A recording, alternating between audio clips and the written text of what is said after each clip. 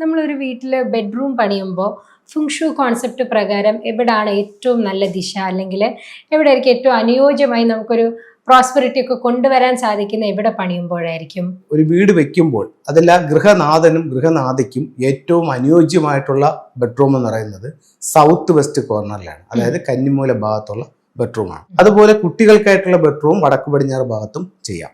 അപ്പൊ ഈ രീതിയിലാണ് വാസ്തുപ്രകാരം ബെഡ്റൂമുകളെ തിരഞ്ഞെടുക്കുന്നത്.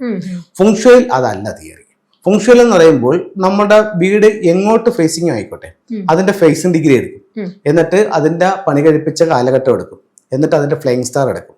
ഫ്ലൈങ് സ്റ്റാർ എടുത്തിട്ട് നമ്മളുടെ ഈ വീടിനെ കറക്റ്റ് 9 തിരിക്കും. 8 ദിക്കുകളും ബ്രഹ്മസ്ഥാനവുമായിട്ട് തിരിക്കും. എന്നിട്ട് അതിന്റെ ഓരോ ദിക്കിലും വന്നിരിക്കുന്ന 2 നമ്പറുണ്ടോ, ഫ്ലൈങ് സ്റ്റാർ നമ്പറുകളുണ്ട്. ആ നമ്പറുകളെ നമ്മൾ ഈ പ്ലാനിലേക്ക് എടുത്തെഴുതുമ്പോൾ അതിൽ നല്ല പ്രോസ്പിരിറ്റി ഉള്ള സ്റ്റാറുകളുണ്ട്. അവിടെയാണ് ബെഡ്റൂം വെക്കേണ്ടത്. മനസ്സിലായില്ലേ? അതിൽ നല്ല മൗണ്ടൻ സ്റ്റാർ ഉള്ള സ്ഥലങ്ങളിൽ ബെഡ്റൂം വരണം.